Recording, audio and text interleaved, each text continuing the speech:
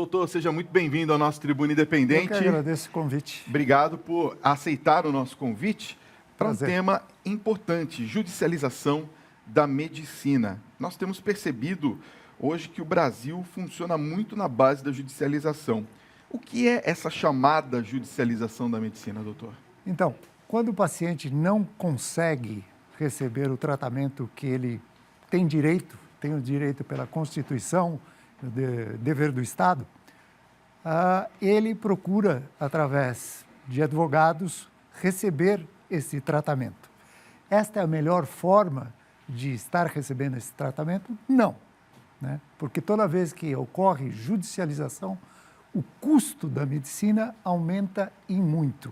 Hoje, estabelece-se que em torno de 8 a 9 bilhões de reais são gastos por judicialização da medicina. Ou seja, se eu seguisse o caminho normal de atendimento, eu não seria obrigado a judicializar e receber o que eu tenho que receber. Através de advogados, esse processo se torna muito mais caro e o governo paga muito mais caro e todos nós pagamos muito mais caros por esse serviço. A gente percebe que isso tem se tornado uma prática muito frequente. Então eu pergunto para o senhor, todo e qualquer cidadão tem direito ao atendimento médico gratuito e mais, incluindo a medicação e os tratamentos, principalmente de doenças raras? Tem esse direito estabelecido na Constituição, né? A questão é que doenças raras normalmente têm um custo extremamente elevado. E esse custo, para qualquer gestor de saúde, é um problema. Você estabelece doenças raras, uma doença que ocorre de cada 100 mil habitantes, 65 pessoas acometidas. Então, para um gestor de saúde, estabelecer que alguma doença que custa muito caro em detrimento de outra que são baratos, fica difícil decidir, né?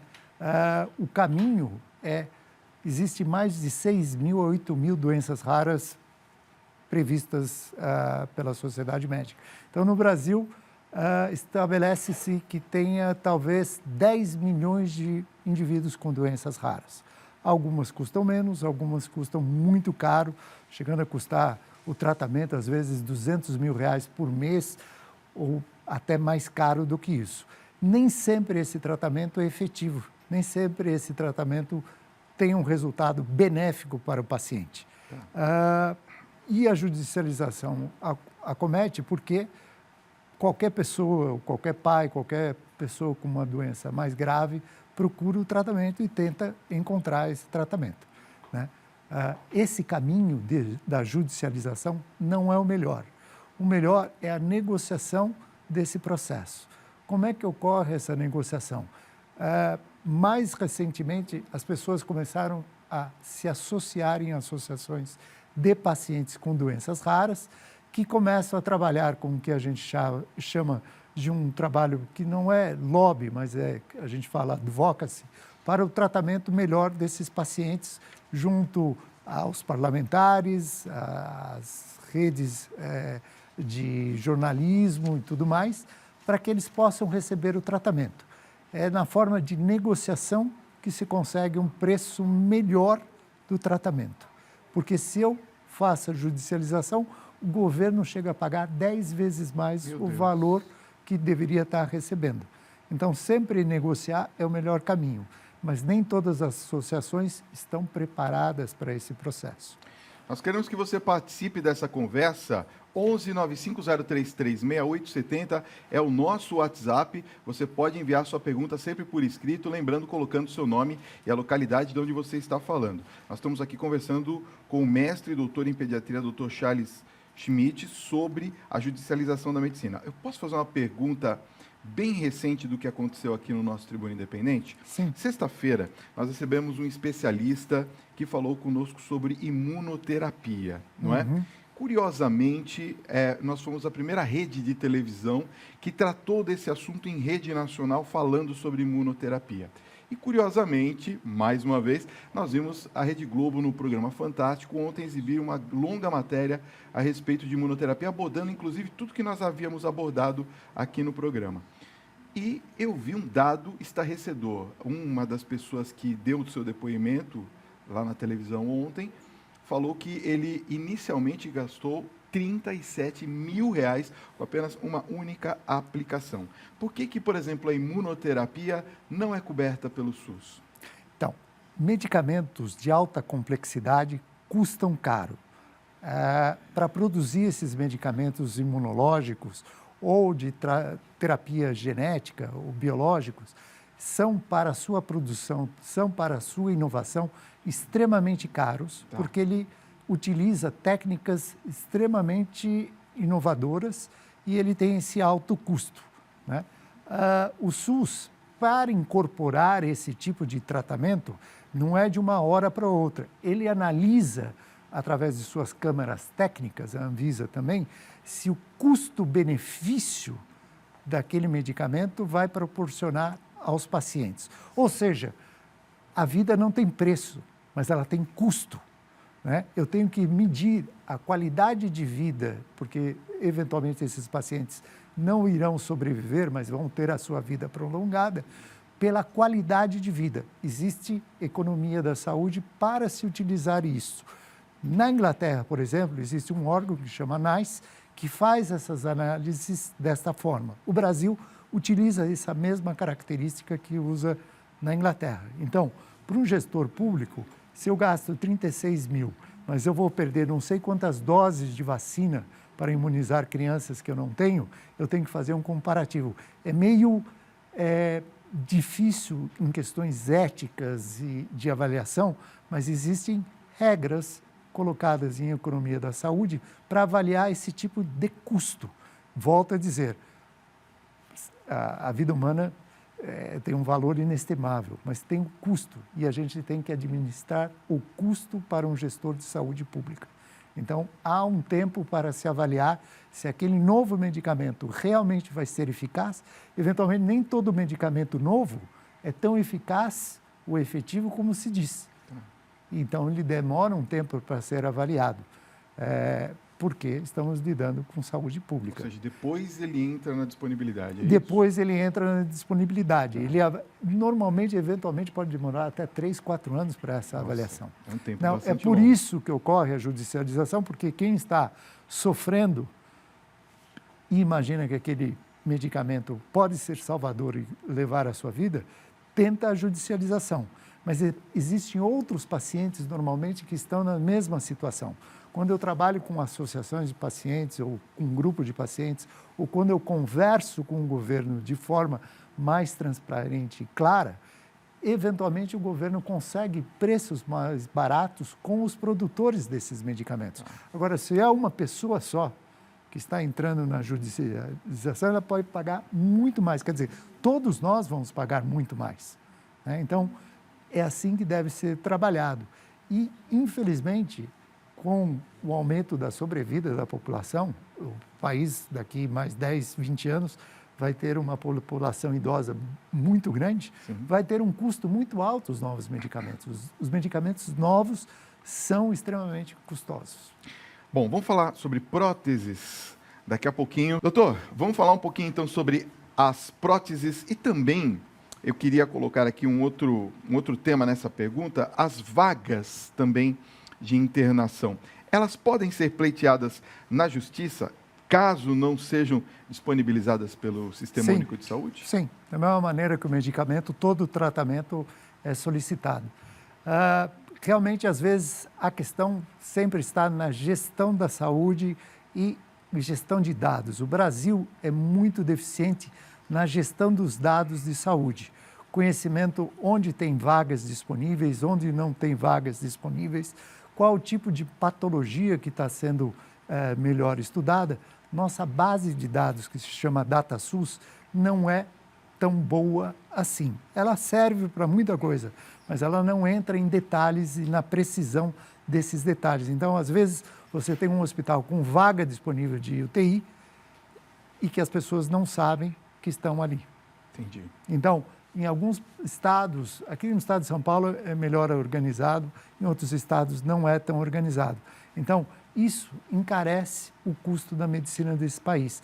Nós precisamos ter uma integração de dados dos pacientes de uma maneira mais centralizada e melhor feita. Agora, nós sabemos, doutor Charles, que a realidade do Brasil é realmente bastante precária em relação à saúde. A gente ouve até nas campanhas eleitorais de várias, vamos dizer assim, de vários níveis que vão resolver a questão da saúde, Por que tantas pessoas ainda não podem usufruir, vamos dizer assim, de uma estrutura mínima de saúde? Porque nós não estamos nem falando sobre prevenção, nós estamos falando aqui de remediação, ou seja, depois de que a pessoa teve o problema. Por que nós não temos ainda, já em 2018, caminhando para 2019, uma estrutura mínima de saúde para atendimento?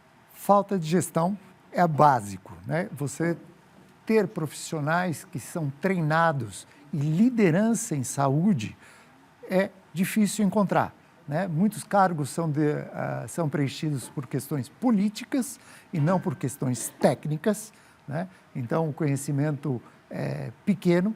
O que eu acabei de falar agora sobre conhecimento de dados, sem dados eu não posso fazer um bom planejamento. A falta de continuidade de políticas públicas passa de governo para governo, sem falar na corrupção desenfreada que ocorre em qualquer setor e principalmente na área de saúde. Principalmente quando você citou agora há pouco sobre próteses e órteses, é um setor que ocorre demasiadamente corrupção. É mesmo? Corrupção até, infelizmente, entre má prática médica e a ligação com distribuidores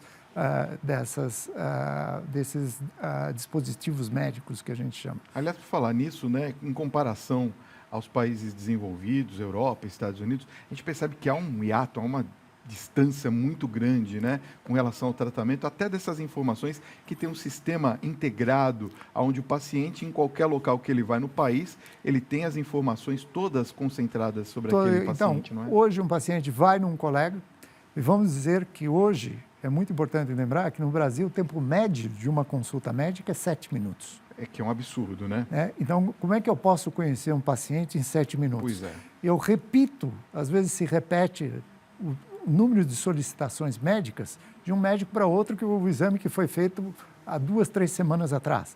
Há também um desconhecimento do paciente que já chega ao médico perguntando se ele não vai pedir exames. Uhum.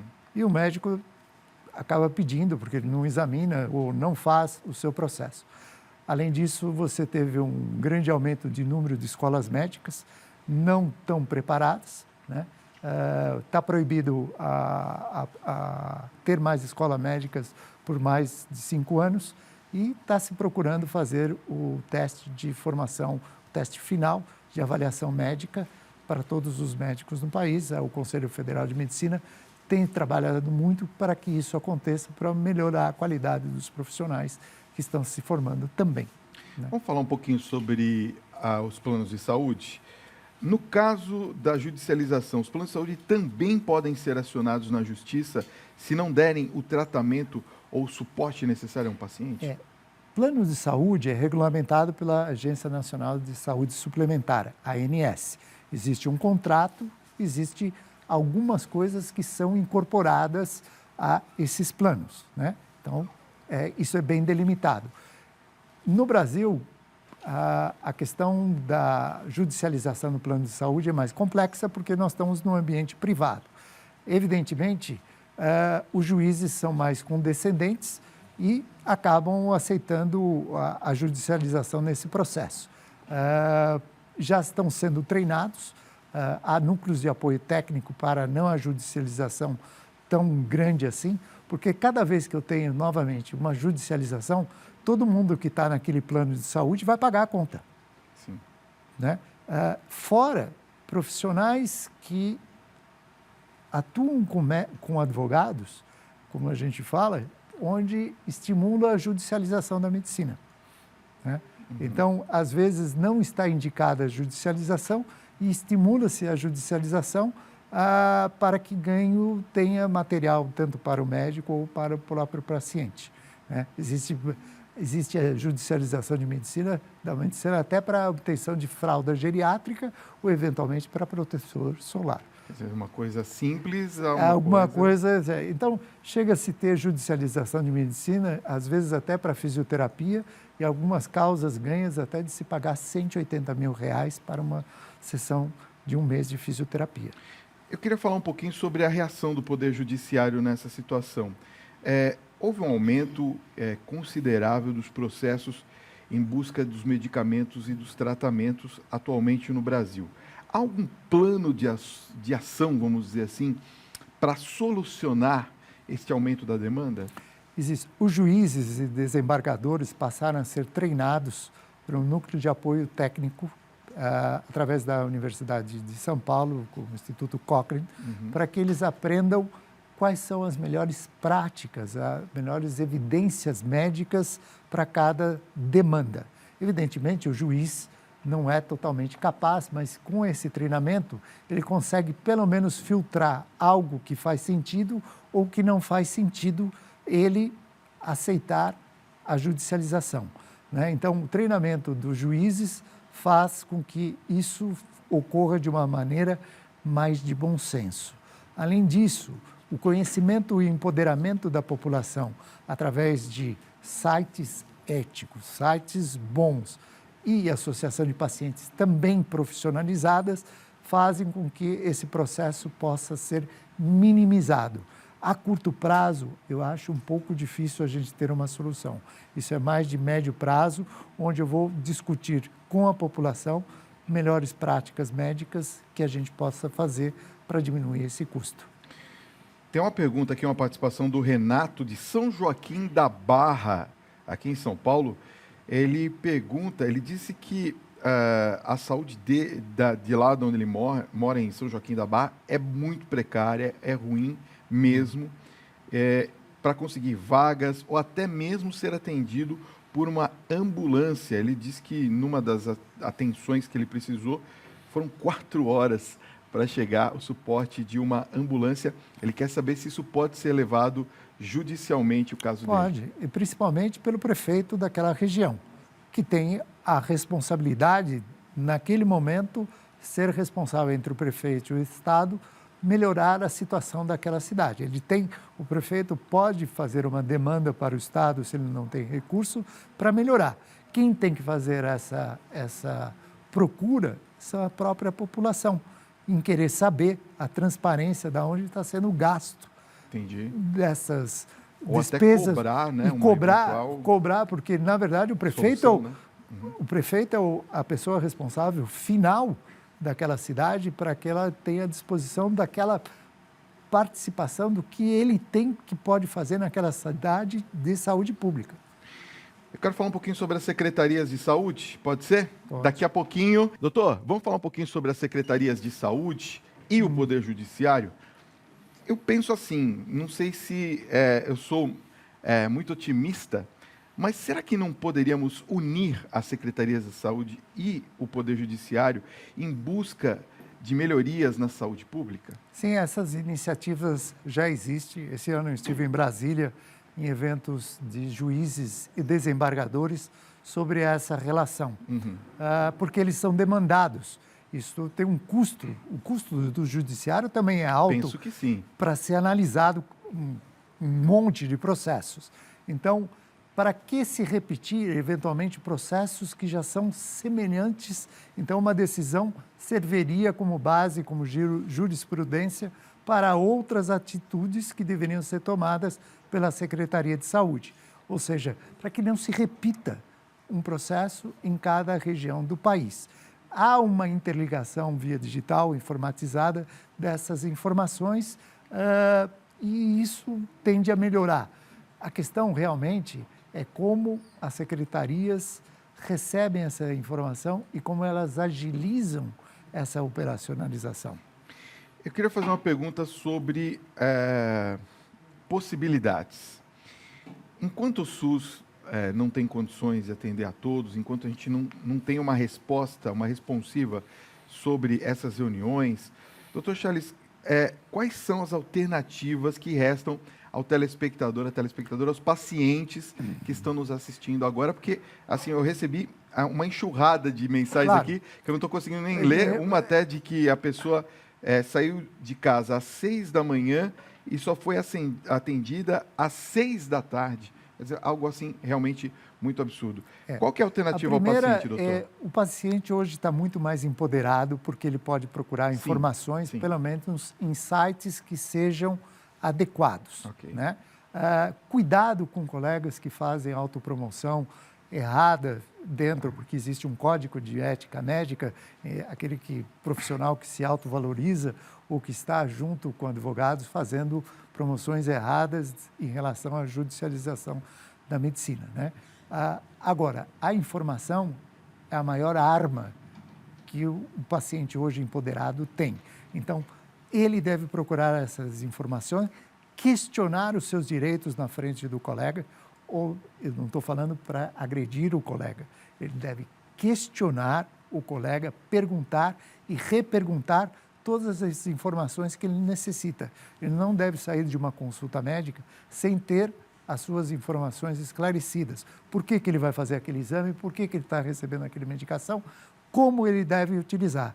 Outra coisa é que na farmácia as pessoas não costumam procurar o farmacêutico, e sim o balconista da farmácia. Não tenho nada contra o balconista da farmácia, mas um profissional de saúde que fez faculdade, sabe muito do medicamento, é o farmacêutico. Né? Então, juntar a informação do colega com o farmacêutico, como ele deve tomar o medicamento. Se não existe um medicamento mais em conta, há variações grandes de preço entre os genéricos, mesmo entre os genéricos, então procurar o apoio.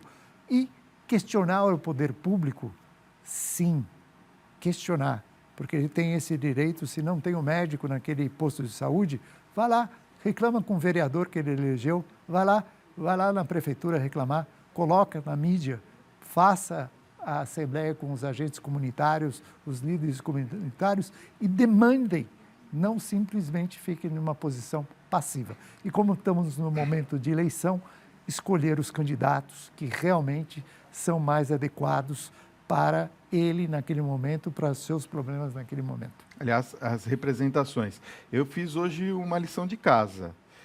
Além de eu ter analisado com carinho em quem votei, eu anotei quem entrou, para depois cobrar aquilo que é o plano que foi prometido na campanha. Eu acho que todos têm que fazer isso, né? Todo eleitor, infelizmente nós não temos ainda o voto distrital, esperamos que vamos ter, isso ajudaria muito na questão de cobrar dos vereadores aquele que prometeu uma unidade básica de saúde naquela região, não só prometeu na sua construção, mas que prometeu ela funcionando. Né? E aí cobrar.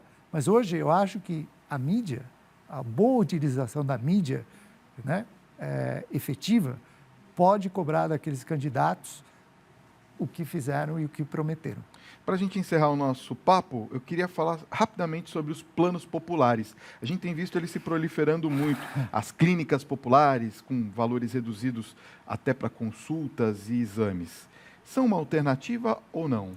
A judicialização, eu digo. Eu diria que são uma consequência da situação. Tá.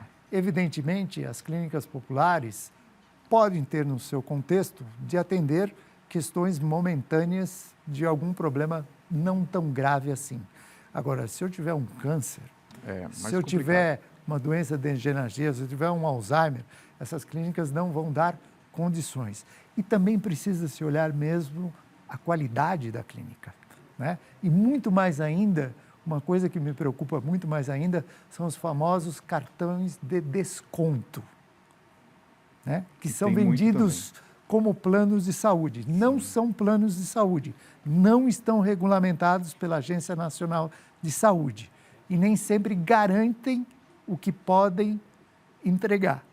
Então, é muito difícil fiscalizar esses planos que dão desconto para atendimento médico, né? Então, de novo, na mão pesquisar, se foram maltratados, denunciar e procurar os direitos de forma correta, não de uma forma incorreta de querer criar benefícios onde não existem.